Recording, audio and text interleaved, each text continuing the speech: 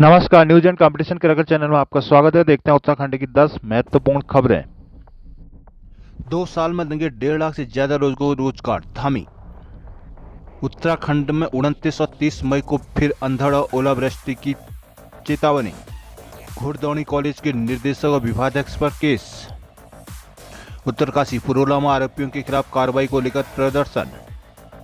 उत्तराखंड में बीएस के लिए बॉन्ड की व्यवस्था होगी खत्म। चमोली और उत्तरकाशी के आबकारी अधिकारी सस्पेंड। औद्योगिक प्रोत्साहन नीति 5 साल बढ़ाने की पैरवी। नदियों के बाढ़ क्षेत्र में निर्माण प्रतिबंधित होंगे। संत हे होकर कहें तो कांग्रेस टिकट देगी, हरीश रावत। अटल उत्कृष्ट स्कूल वर्चुअल क्लास से होगी परीक्षा की तैयारी। उत्तराखंड में महिला हेल्प डेस्क के आधे से ज्यादा मामले झूठे। हेमकुंड यात्रा 2 दिन के बाद फिर शुरू। G20 भ्रष्टाचार रोकने को कई मुद्दों पर बनी सहमति। थराली बाजार के पुल पर वाहनों की आवाजाही बंद। दून मेडिकल कॉलेज के 3 छात्रों में हेपेटाइटिस की पुष्टि, 10 और बीमार। पिथौरागढ़ छात्रा से अश्लील हरकत के आरोप में शिक्षक गिरफ्तार। उत्तराखंड में RTE सीटों में दाखिले के लिए फिर मारामारी। गंगुलीहाट के इंजीनियर की सड़क हादसे में मौत। अल्मोड़ा के ग्रामीण इलाकों में गहराया जल संकट। बागेश्वर उपचुनाव के लिए सरगर्मियां शुरू। पेपर लीक के आरोपी चंदन मनराल का स्टोन क्रशर सील।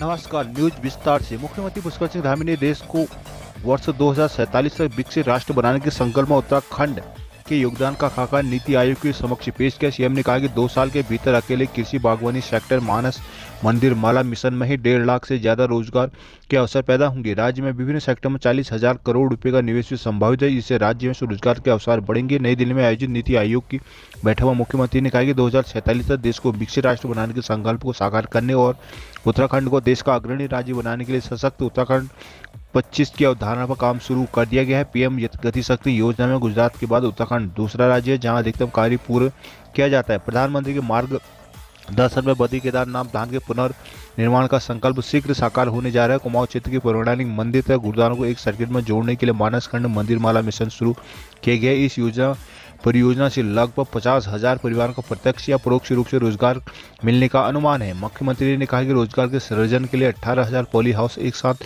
स्वीकृत किए गए हैं, जिससे आगामी 2 वर्षों में प्रत्यक्ष या परोक्ष रूप से लगभग 1 लाख से अधिक रोजगार का सृजन होगा। पर्यटन नीति 2023 के अंतर्गत लगभग 40,000 करोड़ रुपए का निवेश संभावित है। विदेशों में रोजगार के लिए सीएम कौशल उन्नयन और वैश्विक रोजगार योजना लाई गई है।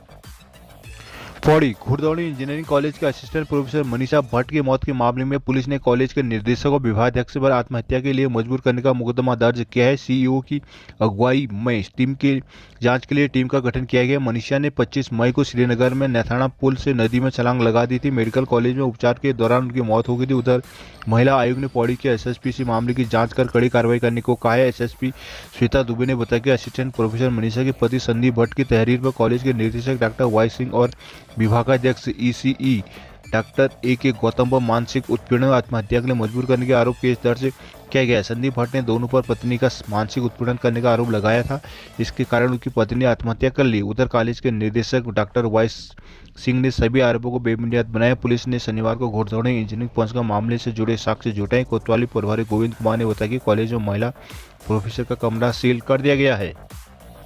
देहरादून उत्तराखंड में रविवार को मौसम से राहत की उम्मीद है, हालांकि 29 और 30 मई को मौसम बिगड़ने के आसार है। मौसम विज्ञान केंद्र के अनुसार 28 मई को राज्य में कहीं कहीं हल्की से हल्की बारिश हो सकती है। 28 के लिए किसी तरह का अलर्ट जारी नहीं किया गया, जबकि 29 और 30 मई को राज्य के ज्यादातर इलाकों में बारिश, ओलावृष्टि और अंधड़ चलने की आशंका जताई गई है। मौसम विभाग ने दोनों दिनों के लिए येलो अलर्ट जारी किया है। खराब मौसम में बाहर न निकलने और सुरक्षित स्थानों पर रहने की सलाह दी गई है। उत्तराखंड में मई महीने में शनिवार सुबह तक 85.3 mm बारिश दर्ज की गई। यह सामान्य से 53% अधिक है। पुरोला नगर क्षेत्र में गत शुक्रवार को नाबालिग लड़की को बेहला फुसलाकर भगाने के आरोप में गिरफ्तार विशेष समुदाय के युवाओं के खिलाफ शनिवार को पुरोला नगर क्षेत्र में आक्रोशित स्थानीय लोग सड़कों पर उतरे। सामान्य व्यापारियों ने व्यापार संस्थान बंद कर जुलूस प्रदर्शन किया। नगर क्षेत्र में व्यापार के आड़ में चल रहे नशाखोरी, शादी का झांसा देकर युवतियों को भगाने वाले बाहरी लोगों के खिलाफ सख्त कार्रवाई की मांग की गई। इसको लेकर उप जिलाधिकारी देवानंद शर्मा की ज्ञापन दिया गया। पुरोला नगर क्षेत्र में नाबालिग को भगाने के मामले आरोपितों पर सख्त कार्रवाई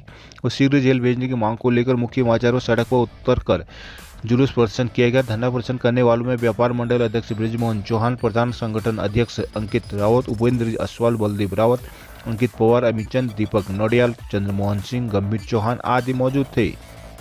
देहरादून उत्तराखंड के मेडिकल कॉलेज में एमबीबीएस में बॉन्ड व्यवस्था खत्म होगी। पीजी में 3 साल का बॉन्ड होगा। उल्लंघन करने पर 2 करोड़ रुपए जमा करने होंगे। 2 साल मेडिकल कॉलेज और 1 साल जिला अस्पताल में पीजी डॉक्टर सेवा देंगे। दोनों अस्पताल में क्रिटिकल केयर मैनेजमेंट पर आयोजित कार्यक्रम में स्वास्थ्य मंत्री डॉक्टर धन सिंह रावत ने यह बात कही। उन्होंने कहा कि प्रदेश में सर्जन की 50% कमी है। सर्जन का अलग कैटेगरी नियमावली बनी हुई है। आईसीयू क्रिटिकल केयर में टेक्निकल स्टाफ की कमी है। सपोर्टिंग स्टाफ के लिए प्रयास कर रही है। 2900 नर्सों की भर्ती कर रहे हैं। वार्ड बॉय की दिक्कत को लेकर प्राचार्यों से कहा गया है कि कितने स्टाफ की जरूरत है उनकी जानकारी दें। उन्होंने कहा कि पहाड़ की भौगोलिक स्थिति ठीक नहीं है। 1080 मरीज एयरलिफ्ट कराने पर बचे। अब तक चारधाम यात्रा में 60,000 लोगों का इलाज कर चुके हैं। सभी मेडिकल कॉलेजों को एमबीबीएस एमडी के छात्र 5 परिवार को गोद देकर उनके स्वास्थ्य का ख्याल रखेंगे। ये सिस्टम उनकी पहल पर देश भर में लागू होने जा रहा है। एमबीबीएस के ई ग्रंथालय देने वाले हैं जिसमें 25 लाख किताबें अपने मोबाइल में रख सकेंगे। मंत्री ने कहा कि प्रदेश में नॉन क्रिटिकल केयर यूनिट लगाकर एक यूनिट में 20 करोड़ का खर्चा होगा और 2025 तक हर मेडिकल कॉलेज में जिला अस्पताल में यूनिटें बन जाएंगे। इस मौके में निदेशक प्राचार्य डॉक्टर आशुतोष सयानी ने इनका स्वागत किया। देहरादून गढ़वाल मंडल के बाद कुमाऊं मंडल की प्रमुख नदियों का बाढ़ मैदान क्षेत्र का चिन्हीकरण शुरू कर दिया गया है।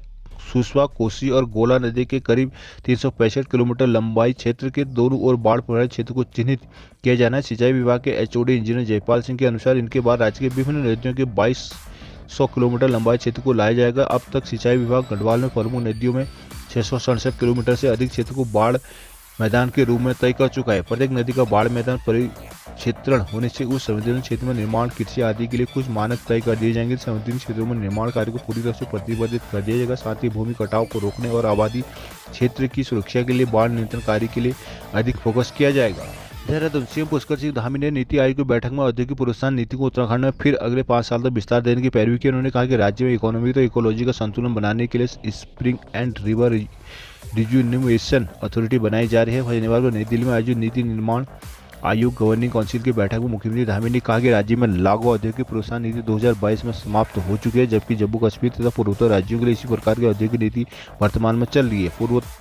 पर्वतीय राज्य होने के कारण उत्तराखंड की समस्याएं भी उन्हीं के राज्यों की तरह है, इसलिए औद्योगिक प्रोत्साहन नीति को उत्तराखंड में आगामी 5 वर्षों के लिए विस्तारित किया जाए। धामी ने कहा कि राज्य सरकार ने नीति आयोग को तर्ज पर State Institute for Empowering and Transforming Uttarakhand Setu का गठन किया है।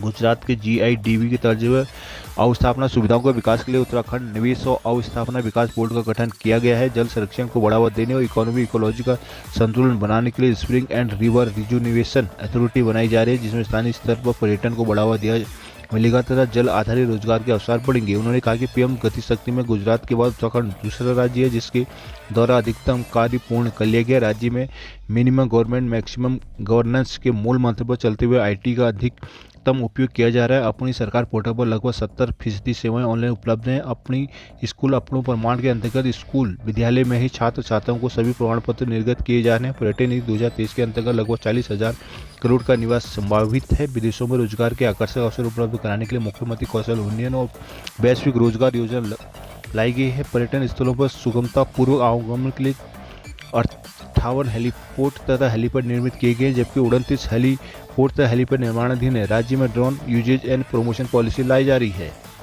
देहरादून नए वित्तीय वर्ष में शराब की दुकानों के अवस्थापना और राजस्व वसूली की जिम्मेदारी उठाने में नाकाम चमोली उत्तरकाशी के जिला आबकारी अधिकारी को सस्पेंड कर दिया गया है। वहीं अवकाश मंजूर हुए बिना ड्यूटी से गायब होने पर अल्मोड़ा के जिला अधिकारी के खिलाफ मुख्यालय सम्मत कर दिया गया। सचिव व आबकारी आयुक्त SC सेमवाल तीनों अफसरों पर यह कार्रवाई की। राज्य में 1 अप्रैल से शराब की नई पॉलिसी लागू होने से महकमे से सभी जिला आबकारी अफसरों को शराब की दुकान को नवीनीकरण और पर्ची के जरिए आवंटन के निर्देश दिए गए थे। उत्तरकाशी के DEO दुर्गेश त्रिपाठी व आरोप की कई दुकानों की व्यवस्थापना के साथ ही राजस्व वसूली ने रुचि नहीं ली। आयुक्त सेमवाल ने 28 अप्रैल को इस बाबत उनका स्पष्टीकरण मांगा था, लेकिन जिला आबकारी अधिकारी ने इसका जवाब भी नहीं दिया। वहीं चमोली के DEO राजेंद्र लाल पर भी समान आरोप है। दोनों अफसरों के खिलाफ राज्य के प्रति गंभीर लापरवाही बरतने उन्हें अब तत्काल प्रभाव से सस्पेंड करते हुए मुख्यालय सम्मत कर दिया गया। उधर अल्मोड़ा के DEO रमेश चंद बंगवाल 22 मई से 26 मई तक अवकाश स्वीकृत हुए बिना ड्यूटी से गायब चले थे। उनसे भी उसका कारण पूछा गया, लेकिन संतोषजनक जवाब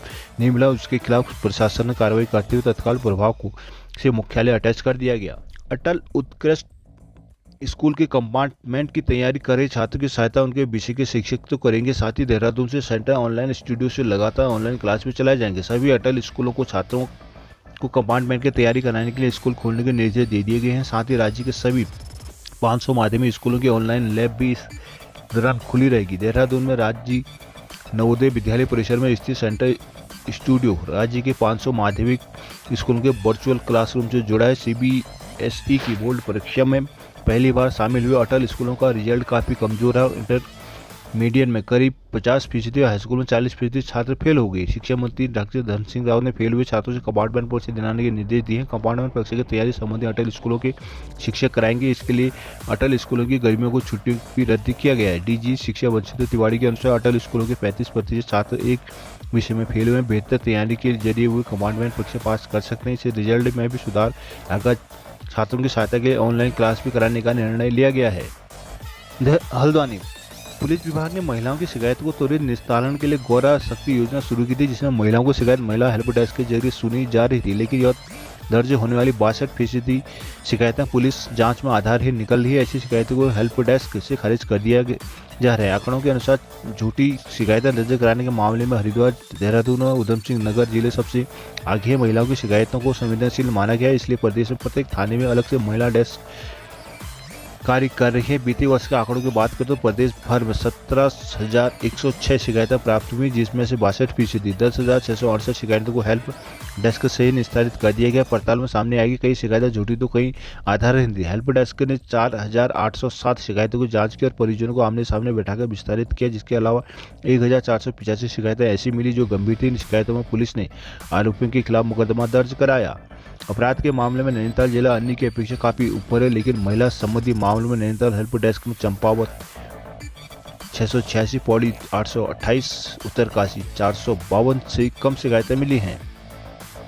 जोशीमठ मौसम खुलते ही हेमकुंड की यात्रा शनिवार से फिर से शुरू कर दी गई। शनिवार को 1,484 सिख तीर्थ यात्रियों ने हेमकुंड पहुंचकर पवित्र हिम सरोवर में स्नान करके बाबा दरबार साहिब में मत्था टेका। गुरुवार को भारी बर्फबारी के कारण अटला कोटी से हेमकुंड तक 3 किलोमीटर का पैदल मार्ग जगह जगह बर्फ से पट गया था। वह बर्फ पे ग्लेशियर काटकर सिख तीर्थ यात्रियों के लिए बनाए गए ग्लेशियर बर्फ से ढक गए थे, जिसके बाद शुक्रवार को पूरे दिन भारी मेहनत के बाद गुरुद्वारा हेमकुंड साहिब मैनेजमेंट ट्रस्ट द्वारा पैदल मार्ग में बर्फ हटाई गई और शनिवार को मौसम खुलते ही हेमकुंड की यात्रा शुरू कर दी गई। ट्रस्ट के अध्यक्ष नरेंद्र सिंह बिंद्रा ने बताया कि हरिद्वार, ऋषिकेश, श्रीनगर, जोशीमठ, गोविंद घाट, घांगरिया में रुके हुए तीर्थ यात्री अब हेमकुंड पहुंचने लगे हैं और तीर्थ यात्रियों में खासा उत्साह है। अध्यक्ष बिंद्रा ने हेमकुंड आने वाले तीर्थ यात्रियों से अनुरोध किया कि पहाड़ी क्षेत्रों में इस वर्ष लगातार मौसम खराब बना हुआ है, इसलिए यात्री पूरी अनुशासित तरीके से वो जगह जगह रुककर हेमकुंड तक पहुंचे। कहा कि पूरे यात्रा मार्ग के गुरुद्वारे में तीर्थ यात्रियों के लिए रुकने और खाने पीने की पूरी व्यवस्था ट्रस्ट ने कर रखी है। इसलिए तीर्थ यात्री धैर्य बनाते हुए आए। नरेंद्र नगर उत्तराखंड में दूसरी बार G20 corruption working group meeting में भ्रष्टाचार को रोकने के लिए सदस्य देशों ने कई मुद्दों में सहमति जताई। जिम्मेदार सार्वजनिक निकायों और प्राधिकरण को अखंडता और प्रभावशीलता को बढ़ावा देने के लिए 3 उच्च स्तरीय सिद्धांतों में सहमति बनी है। भ्रष्टाचार से निपटने के लिए कानून प्रवर्तन संबंधी अंतर्राष्ट्रीय सहयोग, सूचना साझाकरण और भ्रष्टाचार से संबंधित संपत्ति वसूली तंत्र को मजबूत करने का निर्णय लिया गया है। टेहरी जनपद के नरेंद्र नगर स्थित एक होटल में 3 दिन तक चली G20 की बैठक में 20 सदस्य देशों, 10 आमंत्रित देशों और UNODC, OECD, एगमॉन्ट ग्रुप, इंटरपोल और IMF सहित 9 अंतर्राष्ट्रीय संगठनों ने 90 प्रतिनिधियों भागीदारी की थी। मीटिंग की अध्यक्षता भारत के कार्मिक परिशीलन विभाग के अतिरिक्त सचिव राहुल सिंह और अध्यक्ष G20 anti corruption working group meeting ने की।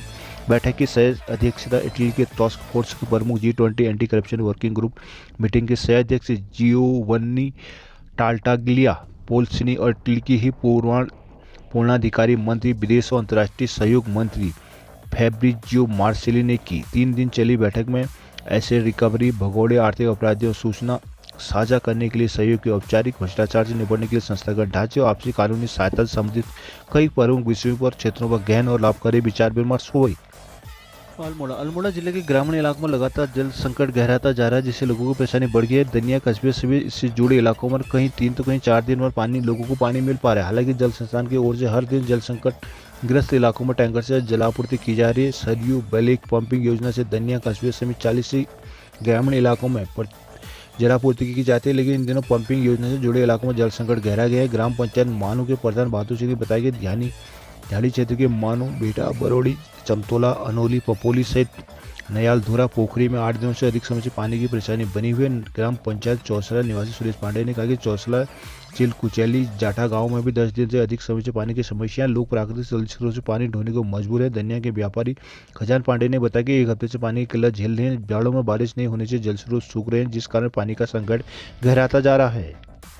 बागेश्वर काबीना मंत्री चंदन राम दास निधन रिक्त बागेश्वर विधानसभा सीट पर उपचुनाव होना है। भाजपा इसके लिए अंदर खाने चुनाव बिसात बिछाने शुरू हो गए। पिछले विधानसभा चुनाव में दावेदारी कर चुके जिला पंचायत के पूर्व अध्यक्ष दीपा आर्या उपचुनाव में पिछली ताल ठोकने की तैयारी में। उधर दिवंगत चंदन राम दास के पुत्र गौरव दास भी पिता के राजनीतिक उत्तराधिकारी के रूप में सामने आए हैं। पिता के निधन के बाद श्री गौरव की सक्रियता बढ़ने को इस रूप में देखा जा रहा है। पिछले विधानसभा चुनाव में बागेश्वर की सीट पर भाजपा से चंदन राम दास के अलावा दीपा आर्या और एक अन्य ने भी जिम्मेदारी की थी, लेकिन पार्टी ने चंदन राम पर भरोसा जताते हुए उन्हें चुनाव मैदान में उतारा। बीते 26 अप्रैल को दास के निधन से सीट रिक्त हो गई थी। राज्य निर्वाचन से उनकी सूचना भारत निर्वाचन आयोग को भेजी जा चुकी है। सीट रिक्त होने की तिथि 6 माह की अवधि के अंदर यह उपचुनाव होना तय है। उधर इस बीच दास के बेटे गौरव दास ने क्षेत्र में सक्रियता बढ़ाई है। पिता के निधन के बाद से वह संगठन के कार्यकर्ताओं एवं अन्य सामाजिक दायित्वों में सक्रिय नजर आ रहे हैं। वहीं पिछले चुनाव में भाजपा का टिकट पाने से चूकी दीपा आर्या उपचुनाव से पहले पार्टी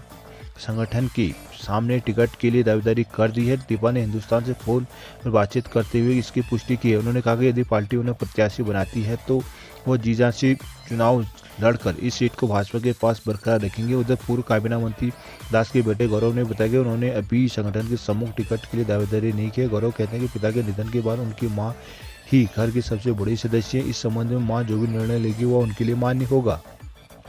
रामनगर पेपर लीक मामले के आरोपी चंदन मनराल में प्रशासन का सिकंजा लगातार कस रहा है। डीएम नैनीताल के आदेश के बाद स्थानीय प्रशासन ने मनराल का स्टोन क्रशर सील कर दिया। लखनपुर स्थित मनराल के 2 मकान कोर्ट कर 3 करोड़ के प्लॉट सीज किए गए। शनिवार को डीएम के आदेश पर स्थानीय प्रशासन की टीम निकटवर्ती ग्राम छोई स्थित मनराल के स्टोन क्रशर पहुंची और प्रपत्रों की जांच की।